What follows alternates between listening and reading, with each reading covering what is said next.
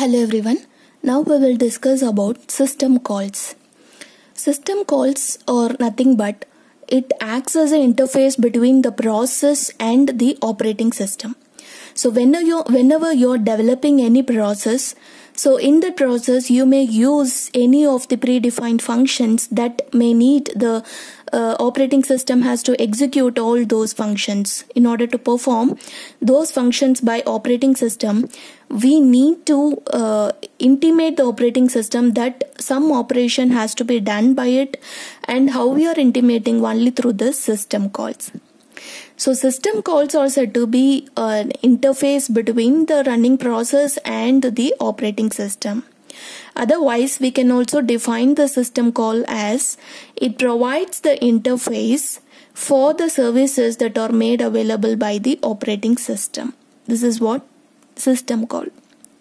So this system call or nothing but which is represented as a subprogram or a subroutine. It's a subroutine which has been written in a basic programming languages such as C or C++.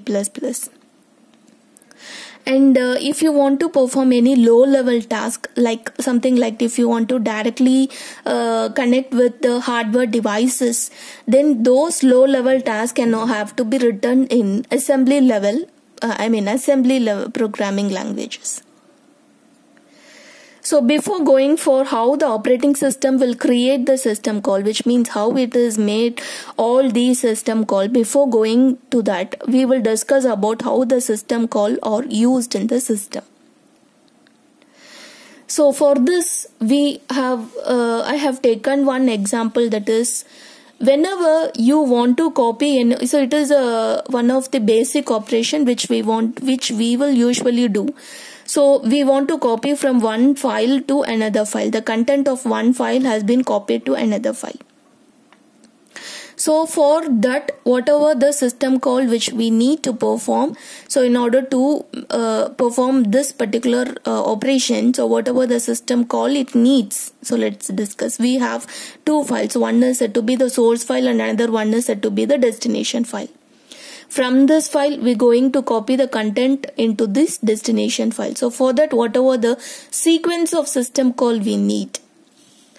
So first operation is we need to mention which is said to be the input file and which is said to be the output file. So there are actually two files we need to use to perform this particular operation. One is input file and another one is output file. So whenever you want to represent any of the input file which is already exist, so you need to mention what is the name of that file, right? So you need to mention what is the name of the file. Suppose if you are working in Windows environment, Windows operating system, so what happens there, usually we will use the mouse based or icon based operation in order to select the menu of the file window. So there will be the file menus that are available, and we have to select which file you need to open and which file you need to copy the content, right? Suppose if you are working with the interactive operating system, then you need to perform all these operations only with the help of the commands. So for that, what you have to give open command that should be used.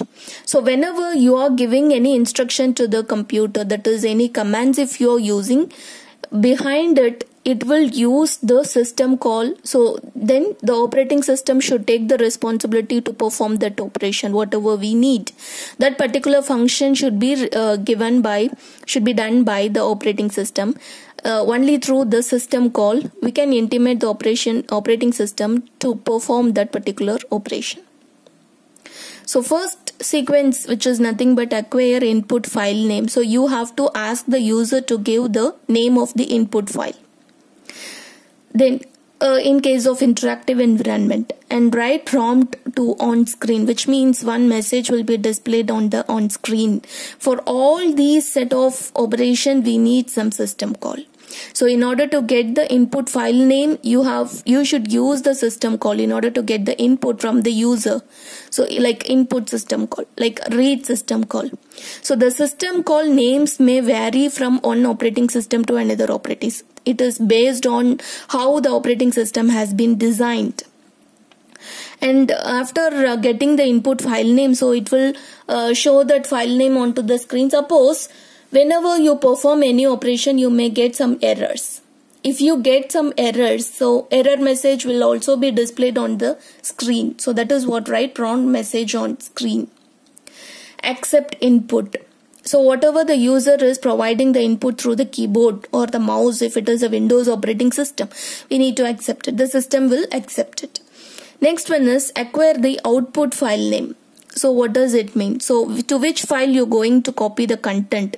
So you need to mention what is the output file name. So which is already existing file. So you should mention what is the name of the file name.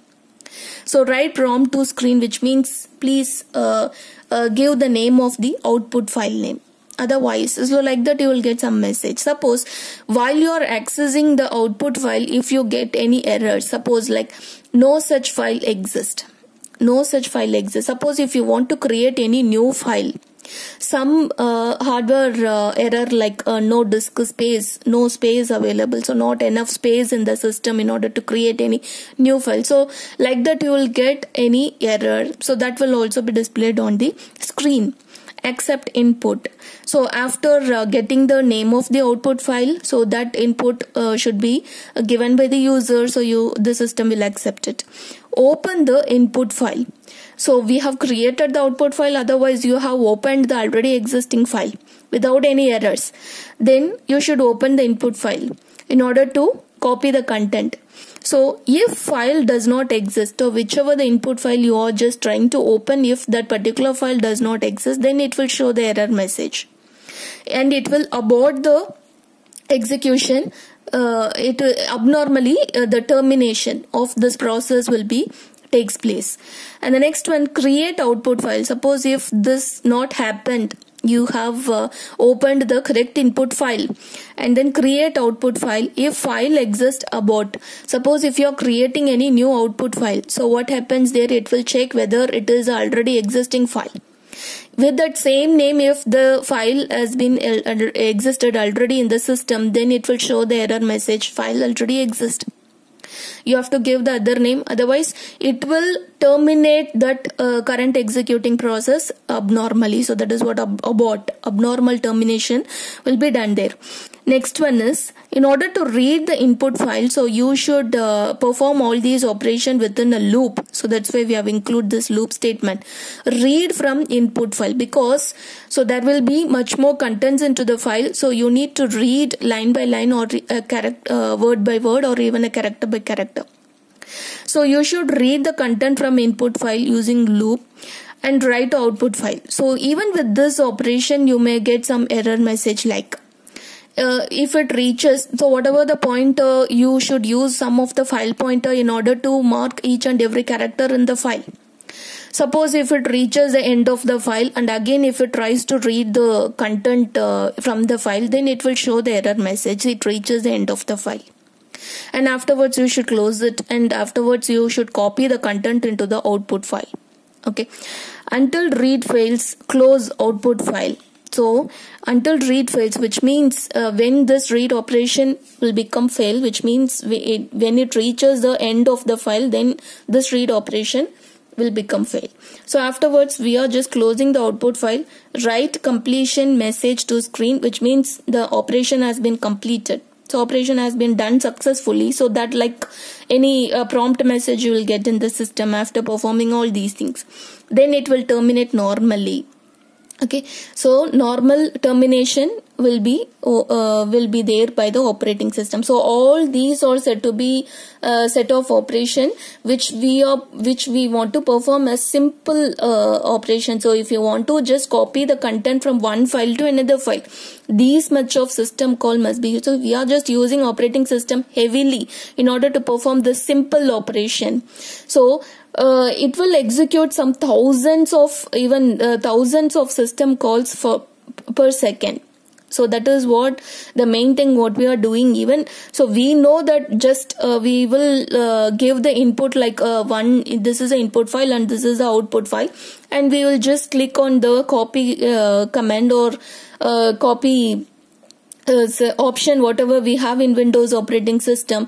So in the next second, so we will be getting the output as all the content of the file has been copied into the output file. But beyond this operation, whatever the things that is happening in the system, that is in the operating system.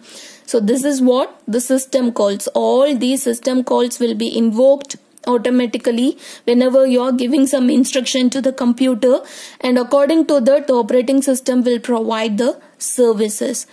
So next one is one specific term which we should know about related to the system call is nothing but application programming interface.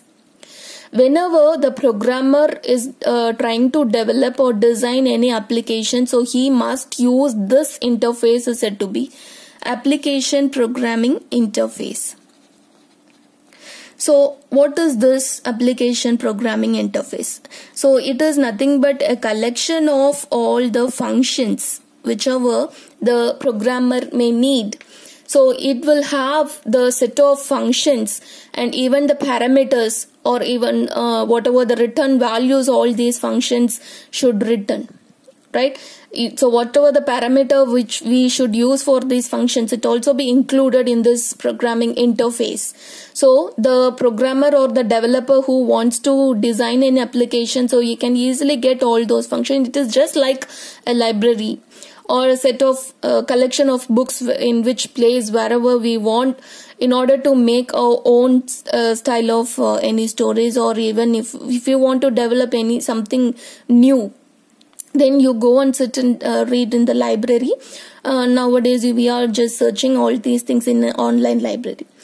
So like that we have some set of functions that has been built in this interface, that is application programming interface, and all the programmer must use all these all these interface in order to develop their own application.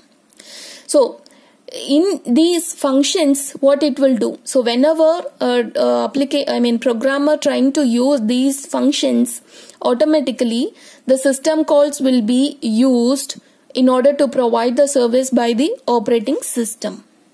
It is also called as the library of code, which means, as I told, so it will have some lot of functions, so we can also call it as a library of code. And for particularly Unix and Linux operating system, this name of that API or the library of code, which is named as libc. And one more thing, why the programmer has to use this application programming interface, why he has not directly used all the system calls that were available in the system. So we can answer for this question. So the user cannot use any of the system call directly, because whatever the application he wants to develop, or he wants to make any application with the help of this API, that is application programming interface, that particular application whatever he developed, so he can run the same application in many other different systems. So it is not applicable to one type of operating system. So this application can also be run in any other but different system. In order to that particular different system must support this API, that is application programming interface. So if you're using only the system call and you're not going with this application programming interface, then adaptability will not be there. So which means this particular application runs in only one particular operating system. So it may not run in some other system. So that is why we are using this application programming interface. And there are three most common application programming interface that were available. So one is Windows API, so which runs on Windows operating system, and the next one is POSIX API, which runs on a POSIX based operating system, POSIX, which is nothing but the portable operating system interface, and the next one is Java API, which runs on Java virtual machine. So all these are said to be the most common frequently used APIs so that were available. So next one is we will discuss about the system call interface.